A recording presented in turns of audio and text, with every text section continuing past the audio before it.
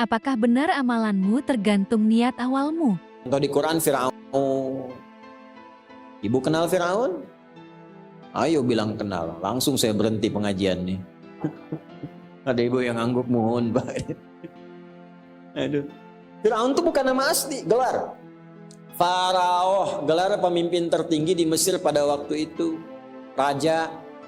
Maksudnya apa? Kalau diberi kedudukan tinggi, hati-hati akan ada potensi-potensi penyimpangan. Harus paham orang sekitaran, mitigasikan siapa orang terdekat, siapa yang membisikkan, kalimat apa yang diberikan. Korun bukan nama asli. Ya. Koroh asalnya, yang punya harta banyak seperti sebenua.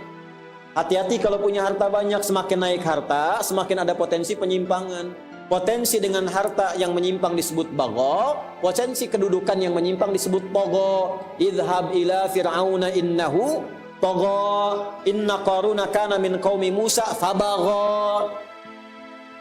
Kalau belum kaya, gayanya biasa, nyapa, jalan masih bisa assalamualaikum. Sudah jadi crazy rich, richnya hilang, crazy-nya muncul. Udah pamer, flexing, macam-macam, potensi penyimpangan bisa terjadi. Balik lagi, terapkan rumus ini kepada hadis tadi. Ada seorang sahabat jatuh cinta. Ada seorang perempuan. Nah, jatuh cinta ini akan terjadi dimanapun. Nah, perempuan yang ditaksir ini namanya Ummul Qais. Kata Ummul Qais, nah ini panduan Bu, bagus. Kalau kamu mencintaiku, ikut hijrah, ikut Nabi. Ah, mahal itu Bu. Ini standar. Kalau ibu bapak cari menantu, standar yang pertama, ini jarang dibahas di hadis ini. Cari yang pertama itu ukurannya, standar imannya yang dekat dengan Allah dan Rasulnya. Fadhfar bidatid dini taribat yadah. Kalau pilihan pertama ini lekat pada imannya, akhlaknya, kemuliaannya, pasti rumah tangganya bahagia dan beruntung. Kenapa? Karena asbabnya umumnya orang cari dua hal. Maaf, kalau bukan materi, harta, kedudukan latar belakang, atau tambahan dari fisikal, itu wajar. Pilih gantengnya, gitu kan? Tegapnya, cakepnya, dompetnya, nah itu biasa. Yang perempuan cantiknya, anggunnya. Cuma kalau berumah tangga ukurannya semua material, fisikal, nggak akan langgeng. Cantik memudar, begitu cantiknya pudar, nah, pindah ke yang lain. Materi bisa berkurang, begitu berkurang, cari yang lain. Alih-alih sayang pada suami, perhatian pada suami orang. Alih-alih cinta pada istri, mulai beralih pada cinta pada istri orang lain. Maka apa yang menjaga itu? Agama. Nah, ini Ummul Qais ini ngasih syarat, saya mau hijrah, kalau cinta ikut hijrah. Boleh bapak terapkan. Anak bapak perempuan yang naksir 3 orang datang ke rumah, tanya, nama siapa adik? Ya, saya Torik Pak. Coba baca surat At-Torik. Baca. Alhamdulillah, bagus, masuk list 1, ya kan? Adik siapa? Mulai gemeteran, gitu kan? Saya Ibrahim Pak, baca Ibrahim, surat Ibrahim, surat 14, lancar, gitu kan? Yang ketiga, coba baca, gitu kan? Waduh, gak lebih repot lagi karena panjang. Abdi Yusuf Pak, cuman panggilan sehari-hari, kulhu. Apa-apa, sekarang mulai marak tuh, mau nikah hafal Ar-Rahman dulu, gitu kan? Walaupun namanya Asep, hafalannya Ar-Rahman. Gak apa-apa itu buat ngejaga. Cek, lihat sholatnya, lihat agamanya, apalagi musim-musim seperti sekarang. Ya, yang kadang-kadang untuk nikah, masuk Islam hanya sekedar masuk buat nikah. Cek kepastiannya. Nah ini yang pertama, ini jarang dibahas nih kajian 1 ini. Maka lelaki ini memutuskan karena saking cintanya ikut hijrah. Pelajaran kedua, cinta itu kadang-kadang awas membutakan pikiran. Maka ditimbang. Jangan sampai nekat karena cinta orang tua dilanggar. Hati-hati itu. Diukur dulu, ini ukuran ikutnya benar enggak? Hijrahnya dengan siapa? Dengan Nabi Muhammad sallallahu alaihi wasallam. Oh, pasti benar, pasti baik, pasti bagus. Ya kan? Tapi tiba-tiba anak ibu perempuan ikut laki-laki, nggak jelas ikutnya kemana, tinggalkan orang tuanya. Kita hijrah, bukan hijrah itu mah diculik. Hati-hati ya, nggak ada kawin lari itu. Capek. Mana-mana kawin tuh duduk, diam, ya. Penghulu kawin lari, capek. Gimana bisa lari itu sambil nikah sambil lari? Ya. Jangan sampai dilanggar. Yang rawat bapaknya, yang rawat ibunya, uangnya habis. Taat pada ibunya nggak ada, pada bapaknya tertinggal. Kok tiba-tiba bisa taat pada orang baru dikenal, akad aja belum? Oh, hati-hati. Dulu, kalau mau nikah itu, laki-laki datang, ketemu bapaknya. Setelah ditanya semua macam-macam, nanti diberikan 40 hari waktu. Ini mematangkan diri, yang perempuan diajarkan oleh ibunya. Dalam masa menunggu itu si perempuan dikasih daun pacar. Kalau sekarang hina itu.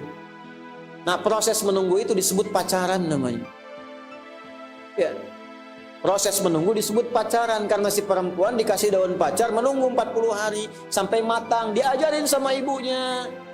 Ya, kayak pami jadi istri kieu, ini teh masak tes pada kieu, suami teh kieu. Dari awal diajarin, yang laki-laki mematangkan diri.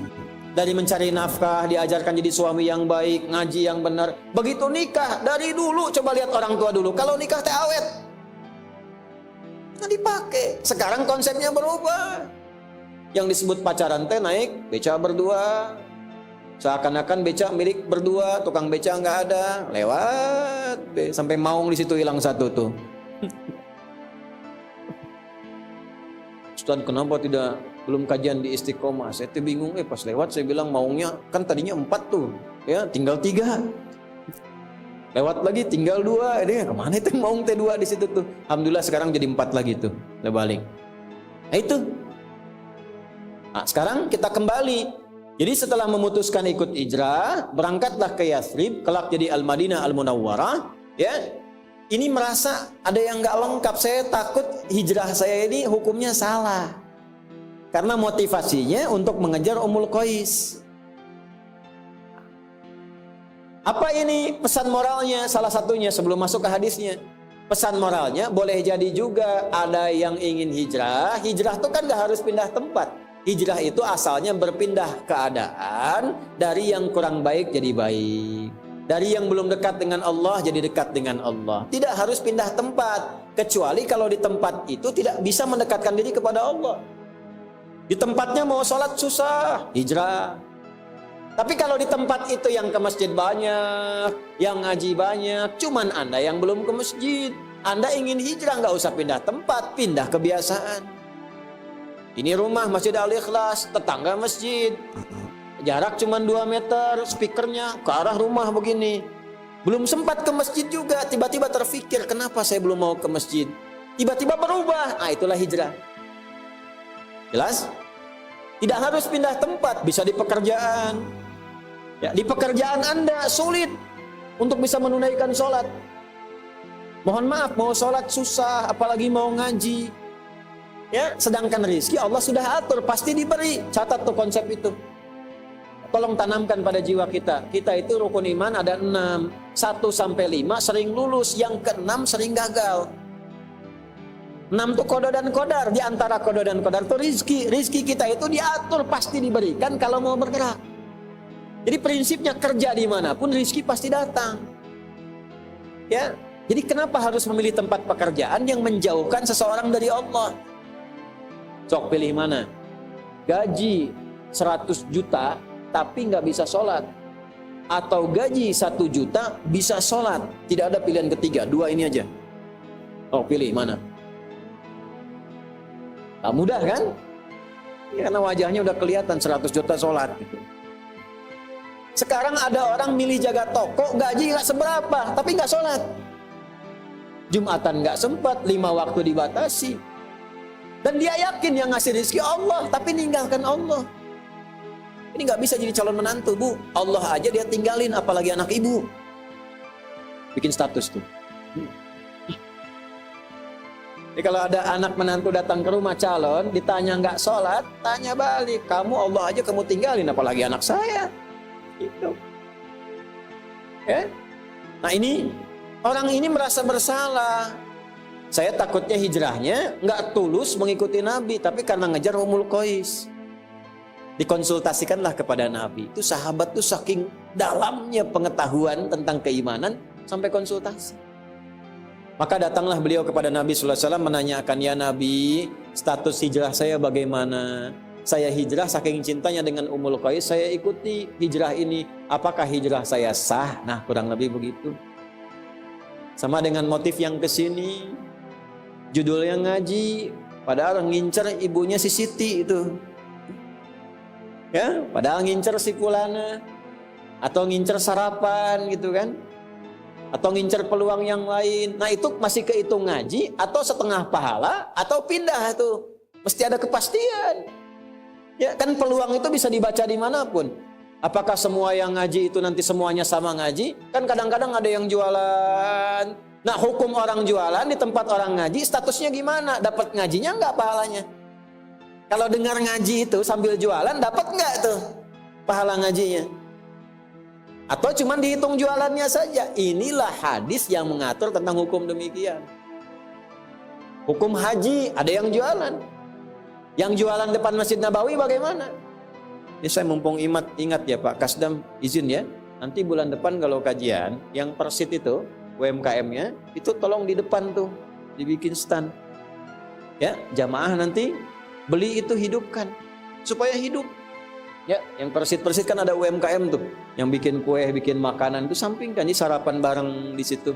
Ya, hidup. Jadi suasananya betul-betul manunggal sama, nyatu. Itu yang diajarkan Nabi dulu begitu.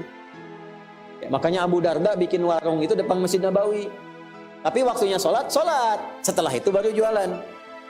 Kan indah ya, jualan nasi uduk. Nah, ngaji dulu, begitu selesai baru jualan. Ya. Ini balik nih, bagaimana hukumnya seperti itu? Maka keluarlah kalimat Nabi yang tadi kita bacakan secara bersanad. Maka Nabi komennya begini.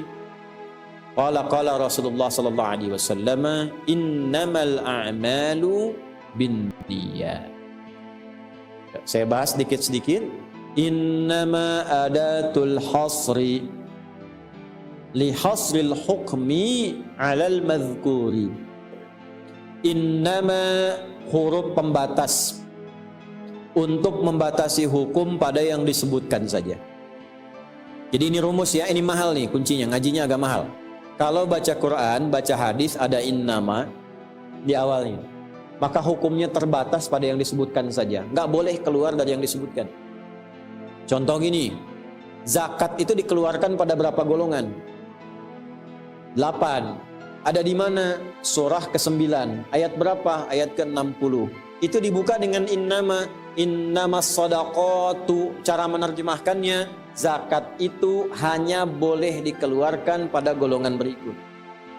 Lil fuqara 1, wal masakin 2, wal amilina 'alaiha 3, wal muallafati qulubuhum 4, wa fir riqab 5, wal gharimin 6, wa fi sabilillah 7, wa ibnis sabil 8. Ke-8 ini, di luar 8 enggak boleh.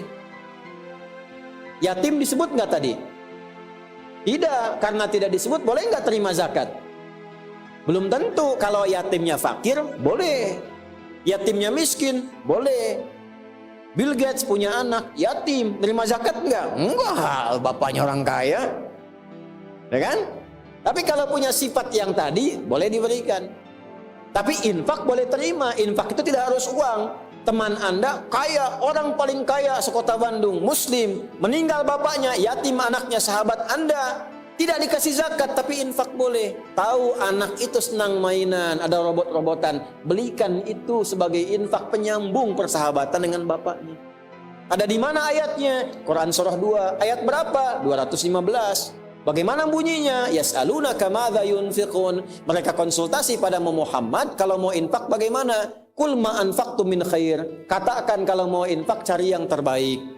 Untuk 5 golongan, 1 lil walidain orang tua, 2 wal aqrabin kerabat, 3 wal yatama, masuk di sini anak yatim, 4 wal masakin orang miskin, 5 wabnis sabil dalam perjalanan sulit.